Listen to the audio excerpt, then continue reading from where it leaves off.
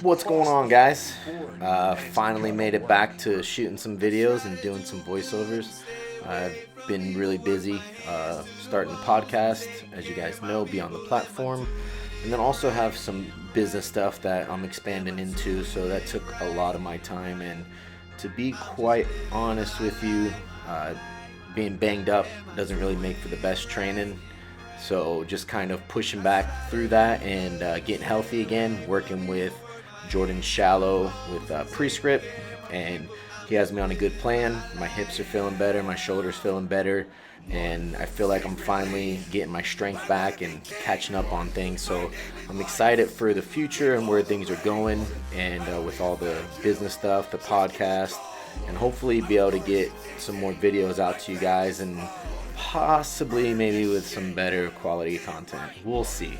Who knows? But training's going good. I'm feeling healthy. I'm happy about that.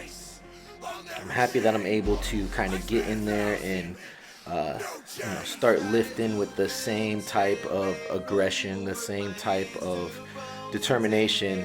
When you're injured, it's easy to kind of just go through the motions because you can't do what you normally do, and you can't push because that'll just create more problems, and it gets very redundant, and to the point where it's just not the same. You go in there and you try to push and you feel hurt, you feel banged up, and you just don't want to be there.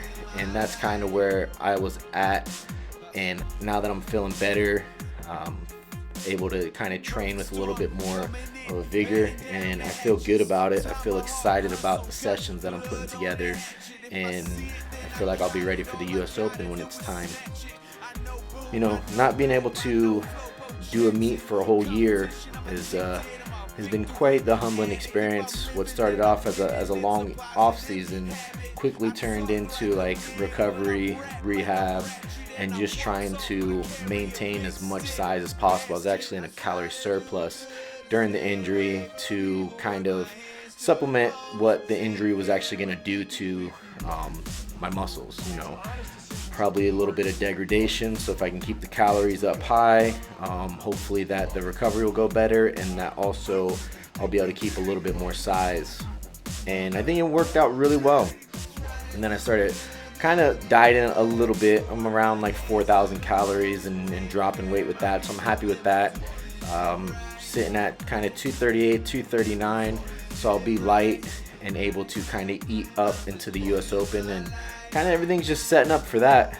Hitting some heavier weights right now in training just to kind of see where things are, and then after January, the first week of January, I'll start my off season to get ready for the US Open, throwing some wraps, and we'll see. Been messing around with a few things, with some chains, with some different stances to keep my hips a little bit healthier.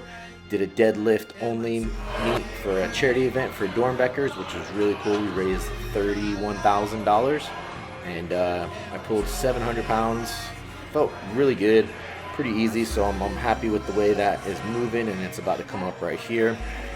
And I was excited that the training was going so well that I was able to move this weight with obviously I'm not a fast lifter, but it felt really light and felt easy, so I was happy with the progression that I'm making, and everything I feel really strong, so I can't complain. I feel healthy thanks to Jordan, and things are moving right along to where 2018 should be one of my better years, but I'm kind of set myself up to be at my best in 2020, so a lot of my training and a lot of things that I'm doing are corrective to make sure that I'm able to build and grow, and in 2020 I'll probably be at my peak, both for age and strength, and everything kind of comes together there.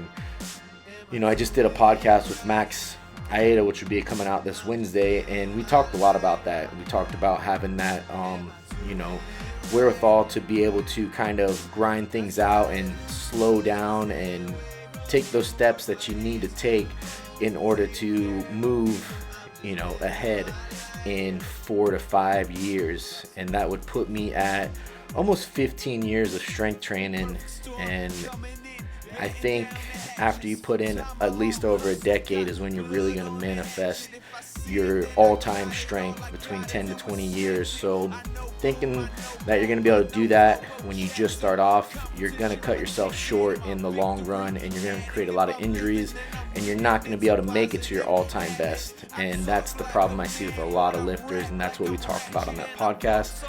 And that was probably one of my favorite podcasts, because Max is one of the guys I look up to as far as training goes and knowledge. So make sure you guys check that out next Wednesday at Beyond the Platform.